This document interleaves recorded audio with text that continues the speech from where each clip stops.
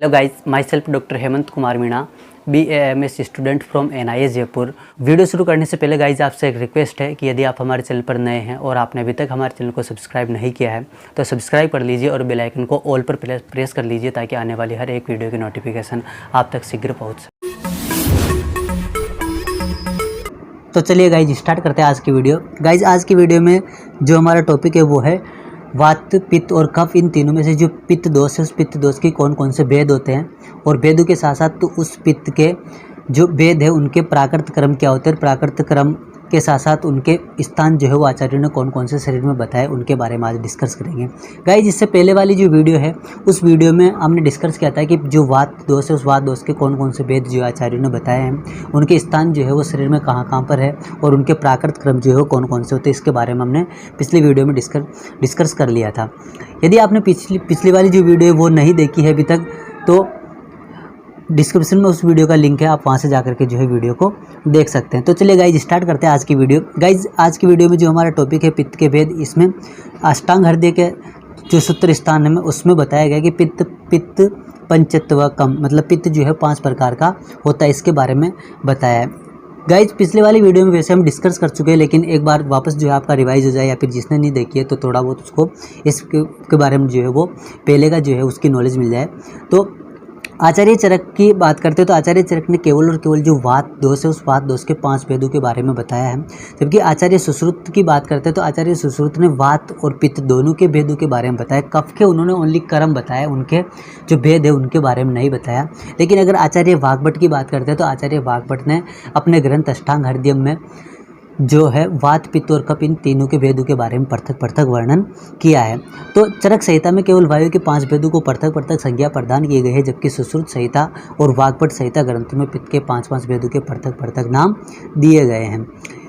सुश्रुत संहिता सूत्र स्थान 21वें चैप्टर का 2रा श्लोक तथा वाग्भट संहिता अष्टांग हृदयम सूत्र स्थान के 12वें चैप्टर का 11वां और 12वां श्लोक के अनुसार पित्त के 5 भेदों के नाम निम्न प्रकार से, मतलब आपको जो पित्त के 5 भेद बताए गए हैं वो आचार्य सुश्रुत और वाग्भट के हिसाब से बताए गए, उन्होंने अपनी संहिताओं में बताया। जो 5 प्रकार के जो पित्त बताए उनकी बात करते हैं तो रंजक पित्त, पाचक पित्त, आलोचक पित्त, साधक पित्त और लास्ट होता है भ्रांजक पित्त। सबसे पहले अगर गाइस बात करते हैं रंजक पित्त की, तो रंजक पित्त का जो स्थान है उसकी अगर अपन बात करेंगे और स्थान के साथ साथ उसका मुख्य रूप से कार्य क्या होता है इसके बारे में आज इसके बारे में भी डिस्कस करेंगे, ठीक है। तो यतु यकृत प्लीहनो पित्त तस्मिन रंजको अग्निर इति संज्ञा स रसस्य राग कर्त रक्त, मतलब जो यकृत और प्लीहा है उस यकृत और प्लीहा को रंजक पित्त का स्थान बताया गया है। और रंजक पित्त का स्थान बताने के साथ साथ पित्त का एक जो मुख्य रूप से जो पर्टिकुलर एक क्रम है रंजन करना, उस रंजन का कार्य जिस पित्त के द्वारा किया जाता है या जो पित्त उस रंजन के कार्य को करता है, मतलब कि एक तरह से पिगमेंट की फॉर्म में काम करता है, उसको अपन रंजक पित्त की संख्या देते हैं। मतलब कि सुश्रुत संहिता सूत्र स्थान में है कि जो पित्त यकृत तथा प्लीहा में रहता है उसी की रंजक अग्नि जो है उसी को रंजक पित्त की संज्ञा दी गई है। उसके बाद में अगर अष्टांग हृदय के हिसाब से बात करें तो आमाशय आश्रय पित्त रंजक रस रंजनातम, मतलब जो अष्टांग हृदय उसमें वाग्भट ने बताया कि जो रंजक है उस रंजक पित्त का स्थान आमाशय को बताया, मतलब आश्रय स्थान जो है रंजक पित्त का किसको बताया, आमाशय को। अब आमाशय में रहकर कि ये रंजक पित्त करता क्या है, तो जो रक्त है उस रक्त में परिणन करने का काम इसके द्वारा किया जाता है। इसके बारे में गाइस बात करते हैं सेकंड जो है साधक पित्त की। तो साधक पित्त की बात करते हैं तो आचार्य सुश्रुत के हिसाब से देखते हैं तो यत पित्तम हृदय अवस्थित तस्मिन साधको अग्निर इति संज्ञा सो अभिप्रार्थित मनोरथ साधक कर्त रक्त, मतलब हृदय में स्थित रहने वाला जो पित्त है, मतलब हृदय के अंदर जिस पित्त को बताया गया है उसी को जो क्या बताया उसी के बारे में बोला गया है कि जो हृदय में उपस्थित है उसको अपन क्या बोलेंगे, साधक पित्त बोलेंगे। और इस साधक पित्त के कार्य जो है क्या क्या बताया, अभिप्रार्थित का मतलब होता है कि अपनी इच्छा के अनुसार जो भी कार्य किए जाते हैं वो सारे अभिप्रार्थित, तो उसको अपन वांछित कर्म बोल सकते हैं। इसके अलावा मनोरथ का मतलब होता है कि जो पुरुषार्थ का जो 4 पुरुषार्थ बताए, मतलब कि धर्म, अर्थ, काम और मोक्ष, उनको सिद्ध करने का कार्य भी किसके द्वारा किया जाता है, क्योंकि साधक पित्त के द्वारा। क्योंकि स्थान जो है हृदय में साधक पित्त को बताया, इसका मतलब है कि व्यक्ति जो है वो क्या करेगा, धर्म करेगा, अपना कर्म मतलब कि काम करेगा और अंत में जो है वो किसको प्राप्त हो जाएगा, मोक्ष को जो है वो प्राप्त हो जाएगा, ठीक है। तो इस तरह से जो है वो एक उसकी जो है वो बताई गई है, क्योंकि मोक्ष को प्राप्ति का मतलब होता है कि हृदय का एक तरह से जो है वो काम करना बंद कर देना, और मोक्ष की प्राप्ति के पीछे का जो रीज़न है वो हृदय में स्थित पित्त, जिसकी साधक पित्त की संज्ञा दी गई, उसका काम कर देना। मतलब साधक पित्त का हृदय के साथ में कनेक्शन होते हुए जो है वो मन अर्थ के कार्यों को सिद्ध करना साधक पित्त का क्रम बताया है। ठीक है, अष्टांग हृदय के सूत्र स्थान की बात करते हैं तो बुद्धि मेधा अभिमान आदि अभिप्रेतार्थ साधनात् साधकम हृदयगत पित्तम। हृदय में रहकर बुद्धि मेधा व अभिमान आदि तथा सब मनोरथ सिद्ध करने वाले पित्त को क्या बताया गया है? साधक पित्त बताया गया है। ठीक है, उसके अलावा उपरोक्त ऊपर जो अपन ने आचार्य सुश्रुत और अष्टांग हृदय के हिसाब से देखा तो उससे एक ही चीज़ निष्कर्ष निकलता है कि पित्त, साधक पित्त जो है उसका स्थान किसको बताया गया है? हृदय को बताया गया है। और वांछित कार्य के अलावा जो मनुष्य के चार मतलब पुरुषार्थ चतुष्क होते हैं, मतलब चार जो पुरुष के अर्थ होते हैं, धर्म अर्थ काम और मोक्ष, उनकी सिद्धि को होना भी किसके द्वारा बताया गया है? साधक पित्त के द्वारा बताया गया। थर्ड की अगर बात करते हैं गाइस तो आलोचक पित्त, तो आलोचक पित्त का मुख्य कार्य जो है वो चरक संहिता में बताया है। अविकृत पित्त का जो अविकृत पित्त होता है उसका मुख्य कार्य बताया है किसको? मतलब देखना। ठीक है, जो दृष्टि उसके पीछे का रीजन किसको बताया?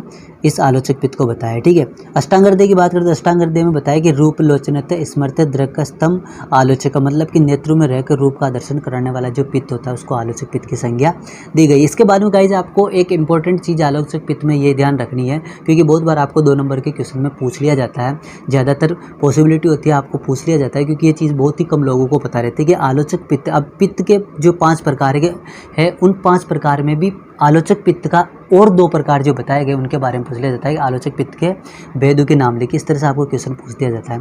तो आचार्य बेल की बात करते हैं तो आचार्य बेल ने आलोचक पित्त के 2 प्रकार बताए, जिसके अंदर पहला तो है चक्षु वैशेषिक आलोचक पित्त और बुद्धि वैशेषिक आलोचक पित्त। चक्षु वैशेषिक आलोचक पित्त का कार्य होता है कि जो भी आप ऑब्जेक्ट देखते हो, जो भी सब्जेक्ट देखते हो, 2 अलग अलग ऑब्जेक्ट के बीच में जो डिफरेंस आप पता लगा पाते हो, वो सारा का सारा काम जो है चक्षु वैशेषिक आलोचक पित्त का होता है।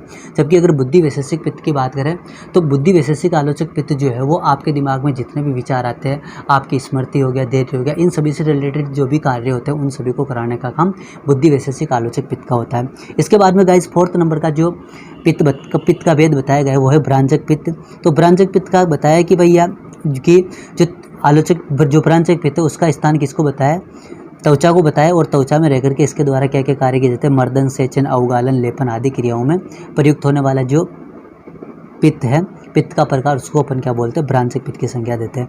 इसके बाद में लास्ट जो अपना जो पित्त है उसकी बात करते हैं तो पाचक पित्त है। अब नाम से पता चल रहा है कि पाचक मतलब कि जो डाइजेस्टिव फायर होती है, एक तरह से मॉडर्न के अकॉर्डिंग अगर बात करें तो जितनी भी जो पाचक अग्नि होती है, इसके अंदर अपने एंजाइम्स हो गए, हार्मोन्स हो गए, है ना, ये सारी की सारी जितनी भी चीज़ें होती है उन सारे को काउंट करके जो है पाचक पित्त के अंदर आयुर्वेद में काउंट किया गया है, आयुर्वेद में जो है बताया गया है। ठीक है, तो पक्ति ये एक श्लोक है जो अष्टांग हृदय में, पक्ति पित्त कर्म अविकार, मतलब कि अविकार का मतलब होता है कि अविकृत अवस्था में पित्त के द्वारा पचाना, मतलब कि डाइजेशन का कार्य जो है वो किया जाता है। ठीक है, उसके अलावा सुश्रुत संहिता में भी बताया गया है कि पक्वाशय और आमाशय के बीच का जो स्थान होता है उसको पाचक पित्त का स्थान बताया गया है। और इस पाचक पित्त के द्वारा जो 4 प्रकार का अन्न अपन ग्रहण करते हैं, जिसमें पान, असन, भक्ष्य और लेहान, ये 4 प्रकार का जो अन्न अपने द्वारा लिया जाता है उसका पाचन कराने का काम इसके द्वारा किया जाता है। तथा पचे हुए आहार से पाचन के समय उत्पन्न दोष तथा प्रसाद